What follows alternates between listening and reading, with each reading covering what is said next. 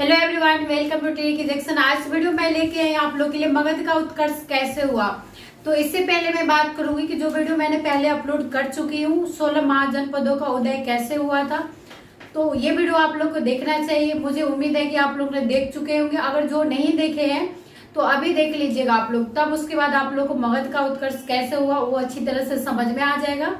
और मैं यहाँ पे बात करूंगी जो 16 महाजनपदों को उदय हुआ था वो बौद्ध जैन बौद्ध ग्रंथ के अंग्योत्तर निकाय से और भगवती सूत्र से मिलती है। जैन धर्म का भगवती सूत्र से मिलती है जो 16 महाजनपदों का उदय कैसे हुआ था, तो इसके बारे में बात करूंगी, मगध के बारे में। ठीक है, तो अब इस वीडियो को लास्ट तक जरूर बने रहिएगा। आइए देखते हैं कैसे हुआ।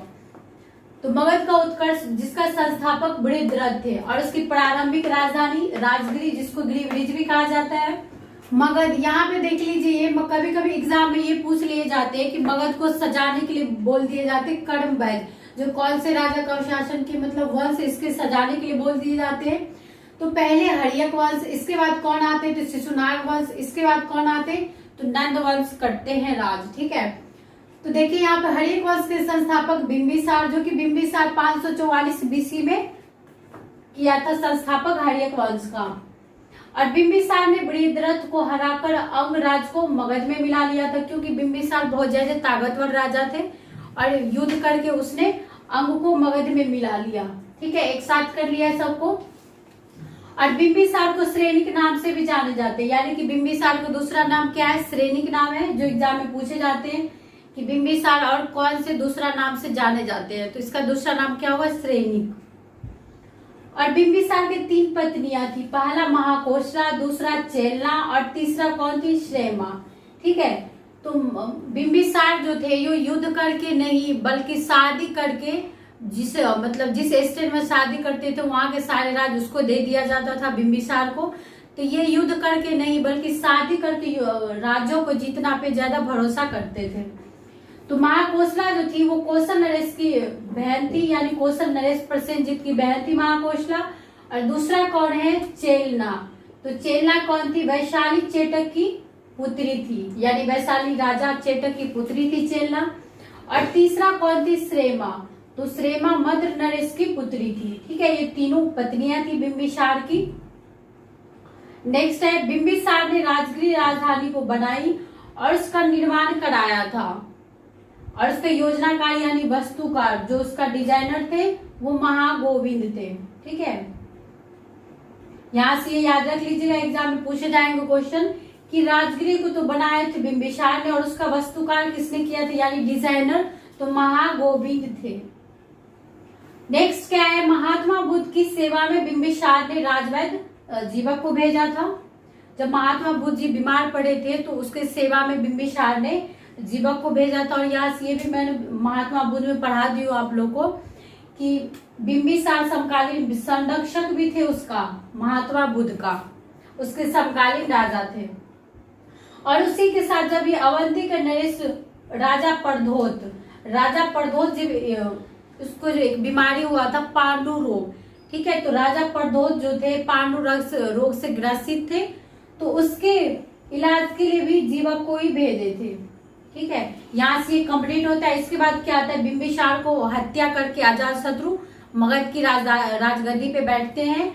इसीलिए हर्यक वंश को पीड़ितहंता भी कहा जाता है, क्योंकि बिंबिसार को हत्या करके अजातशत्रु बैठते हैं मगध की राजगद्दी पे, और अजातशत्रु को हत्या करके उदयन बैठते हैं, इसीलिए पीड़ितहंता कहा जाता है हर्यक वंश को।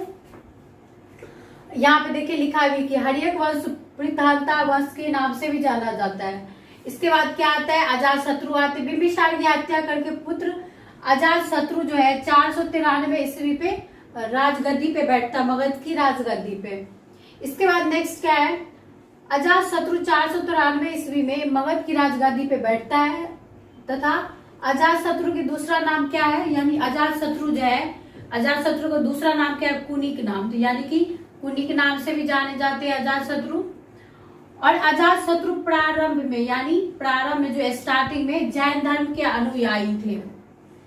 और बाद में अजातशत्रु जो है गौतम बुद्ध के चचेरे भाई बृहद्रथ के कहने पे ये अपने पिता की हत्या की थी, यानी अजातशत्रु जो है बिंबिसार की हत्या की थी। गौतम बुद्ध के चचेरे भाई के कहने पे। तो पहले जो है प्रारंभ में जैन धर्म के अनुयायी थे अजातशत्रु, और बाद में बौद्ध धर्म के समकालीन हो गए। अजातशत्रु जो है टोटल 32 वर्षों तक, यानी कि 32 वर्षों तक मगध पर शासन किया था। और इसके बाद क्या आता है कि अजातशत्रु का सुयोग मंत्री का अर्थ होता है मतलब सहायता करने वाला, उसको आगे का रास्ता दिखाने वाला कि आगे क्या करना है नहीं करना है। तो सारे राजा को एक न एक मंत्री होता है जो कि सारे चीज का खबर देते रहते हैं। तो अजातशत्रु का मंत्री कौन था? सुयोग मंत्री वर्षकार, ठीक है, वर्षकार नाम था उस मंत्री का। और इसी वर्षकार के बोलने पे, सहायता करने पे, वैशाली पे विजय प्राप्त किया था अजातशत्रु ने, ठीक है। नेक्स्ट है अजातशत्रु ने राजगृह में विशाल स्तूप यानी कि सबसे बड़ा स्तूप का निर्माण करवाया था, अजातशत्रु ने करवाया था। ये क्वेश्चन ऐसे पूछ जाएंगे एग्जाम में कि विशाल स्तूप का निर्माण कौन से राजा ने करवाया था, तो इसका आंसर क्या होगा? अजातशत्रु ने करवाया था विशाल स्तूप का निर्माण। यहाँ पे लिखा भी है, तो आप लोग स्क्रीनशॉट ले लीजिए उसका। इसके बाद क्या आता है? तो अजातशत्रु का विवाह होता है। तो विवाह किससे होता है? तो कौशल नरेश प्रसेनजित की पुत्री वाजिरा के साथ जो है अजातशत्रु का विवाह होता है। अब बात करेंगे उदयन के बारे में। तो उदयन जो है अजातशत्रु के हत्या करने के बाद उदयन का राज होता है, मतलब उदयन मगध की राजगद्दी पे बैठता है।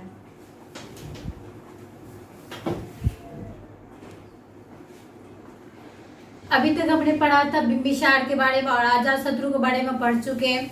बिंबिसार के पुत्र कौन थे? अजातशत्रु थे। तो अजातशत्रु ने बिंबिसार की हत्या करके राजगद्दी पे बैठा, मगध की राजगद्दी पे बैठा, ठीक है। इसीलिए हर्यक वंश को जो है पृथान्ता वंश भी कहा जाता है, यानी पुत्र जो पिता की हत्या करके राजगद्दी पे बैठते हैं। तो अजातशत्रु को हत्या करके उदयन ने राजगद्दी पे बैठा। तो अब इसके बारे में बात करेंगे, ठीक है। तो आइए देखते हैं। उदयन किसके पुत्र थे? अजातशत्रु के। उदयन या उदयन दोनों नाम आते हैं। तो उदयन ने 461 ईस्वी पूर्व में जो है अपने पिता यानी उदयन के पिता कौन थे? अजातशत्रु। तो अजातशत्रु की हत्या करके मगध राजगद्दी पे बैठता है। इस वंश में जो है पिता की हत्या करके ये सारे राजा जो है मगध की राजगद्दी पे बैठे हैं। इसके बाद क्या है? तो उदयन जो थे जैन धर्म के अनुयायी थे, यानी कि जैन धर्म के समकालीन राजा थे उदयन, जो कि जैन धर्म में भी अभी तक हम लोग पढ़ चुके हैं कि उदयन किसके समकालीन थे? तो जैन धर्म के समकालीन राजा थे।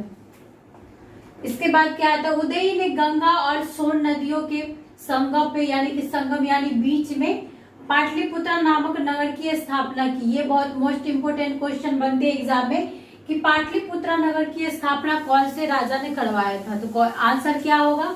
पाटलिपुत्र की स्थापना किसने करवाया? तो उदयन ने करवाया था, ठीक है। बहुत ज्यादा इंपोर्टेंट क्वेश्चन है ये, ठीक है, तो याद कर लीजिएगा आप लोग। इसके बाद क्या है? बौद्ध ग्रंथों में यानी कि बौद्ध ग्रंथों में उदयन को जो है पृथान्ता कहा गया। अभी तो हम लोग बात किए थे पृथान्ता के बारे में। क्या होता है? जो पिता की हत्या कर देते हैं पुत्र, उसको क्या बोलते हैं? पृथान्ता। क्योंकि पुत्र जो है पिता की हत्या करके राजगद्दी पे बैठे। यहाँ तक अभी तो पढ़ ही चुके हैं कि बिंबिसार की हत्या करके अजातशत्रु राजगद्दी पे बैठा, और अजातशत्रु को हत्या करके उदयन ने राजगद्दी पे बैठा था। इसीलिए जो है बौद्ध ग्रंथों में उदयन को पृथान्ता कहा जाता है। यहाँ तक क्लियर हो गया। इसके बाद नेक्स्ट आता है जैन धर्म में। तो जैन धर्म में जो है उदयन को पृथभक्त कहा जाता है, यानी पृथभक्त यानी पिता का भक्त कहा जाता है जैन धर्म में। और हर्यक वंश का अंतिम शासक कौन था? उदयन का पुत्र, ठीक है। उदयन का पुत्र कौन था? तो नागदशक। यहाँ से ये भी क्वेश्चन बन सकते हैं कि उदयन के पुत्र का क्या नाम था? तो उदयन के पुत्र का क्या नाम था? नागदशक था। यहाँ से जो है उदयन का चीज है कंप्लीट होता है यहाँ से, ठीक है। अब नेक्स्ट है शिशुनाग वंश। यहाँ से तो हम लोग पढ़ चुके, हर्यक वंश पढ़ लिए, अब शिशुनाग वंश पढ़ेंगे अभी। तो शिशुनाग वंश नागदशक की हत्या करके, ये देखे यहाँ पे नागदशक किसका पुत्र था? उदयन का पुत्र था। तो सारे राजा जो है हत्या करके राजगद्दी पे बैठे हैं, तो वही प्रक्रिया चल रही है अभी। तो शिशुनाग ने जो है नागदशक की हत्या करके शिशुनाग 412 बीसी में मगध राजगद्दी पर शिशुनाग वंश की स्थापना करती है। कितने में? तो 412 ईस्वी में करती है, 412 बीसी। इसके बाद क्या है कि शिशुनाग ने अवंती को मगध, यानी जो है अवंती को मगध में मिला लिया। यहीं पे अभी पढ़ चुके हैं कि बिंबिसार ने अंग को मगध में मिला लिया था युद्ध करके, यानी बहुत ज्यादा ताकतवर राजा थे बिंबिसार, तो युद्ध करके जीत के अंग को मिला लिया था मगध में। और यहाँ पे क्या है कि शिशुनाग ने जो है अवंती को मगध में मिला लिया, युद्ध करके जीत के। अवंती कहाँ पे है? मध्य प्रदेश में है, तो उसको मगध में मिला लिया। इसके बाद शिशुनाग ने अपनी राजधानी को पाटलिपुत्रा से हटाकर वैशाली स्थापित कर दिया, यानी कि पहले कहाँ पे थी? पाटलिपुत्रा में इसकी राजधानी थी। शिशुनाग जब राजा बने, नागदशक को हत्या करके शिशुनाग राजा बने, तो शिशुनाग ने क्या किया? पाटलिपुत्रा को से हटाकर अपनी राजधानी और वैशाली में स्थापित कर लिया राजधानी को। इसके बाद शिशुनाग का उत्तराधिकारी कालाशोक, कालाशोक का अर्थ ही होता है कि आते उसके काला छा गया होगा। तो यहाँ पे ये बात करूं उत्तराधिकारी, यानी कि यहाँ पे बात कीजिएगा कि शिशुनाग के पुत्र थे कालाशोक, ठीक है, और उत्तराधिकारी भी। तो कालाशोक पुनः राजधानी को फिर से क्या किया? पाटलिपुत्रा ले गया। यहाँ से क्या किया था? पाटलिपुत्रा से हटाकर वैशाली स्थापित किया था उसके पिताजी। और इसने क्या किया? कालाशोक ने फिर से पाटलिपुत्रा दोबारा ले गया, यानी पुनः ले गया। इसके बाद क्या आता है? शिशुनाग वंश का अंतिम राजा कौन? तो नंदीवर्धन। ये यहाँ से ऐसे क्वेश्चन बनेंगे एग्जाम में कि शिशुनाग के अंतिम राजा कौन से थे? तो नंदीवर्धन थे, ठीक है। शिशुनाग वंश के अंतिम राजा नंदीवर्धन। इसके बाद क्या आता है? तो हर्यक वंश पढ़ लिए, शिशुनाग वंश पढ़ लिए, अब क्या पढ़ेंगे? नंद वंश पढ़ेंगे। तो नंद वंश के संस्थापक देख लीजिए, नंद वंश के संस्थापक कौन थे? महापद्म नंद। और इसके बाद नंद वंश का अंतिम शासक कौन था? धनानंद। और धनानंद क्या था? सिकंदर का समकालीन राजा था, यानी सिकंदर जो था उसका समकालीन राजा, यानी उस टाइम के राजा धनानंद थे। और धनानंद से आप लोग को ये याद रखना है कि ये बहुत ज्यादा क्रूर राजा थे, यानी कि बहुत ज्यादा घमंडी राजा थे। तो अब नेक्स्ट टॉपिक में पढ़ेंगे चंद्रगुप्त मौर्य के बारे में पढ़ेंगे, और इसके बाद यूनानी ईरानी शासक, इसके बारे में पढ़ेंगे। तो आप लोग अगर नए हैं मेरे चैनल पर तो सब्सक्राइब कर लीजिए और बेल आइकन को प्रेस करना बिल्कुल मत भूलिएगा। और बेल आइकन को प्रेस करने से आपको ये फायदा होगा कि मैं जितने भी वीडियो डालूंगी सारे आप लोग के पास पहले नोटिफिकेशन आ जाएगी और आप अच्छे से देख सकते हैं, ठीक है। तो दोस्तों में जरूर शेयर कीजिएगा ये video, like subscribe share comment जरूर कीजिएगा। Thank you very much.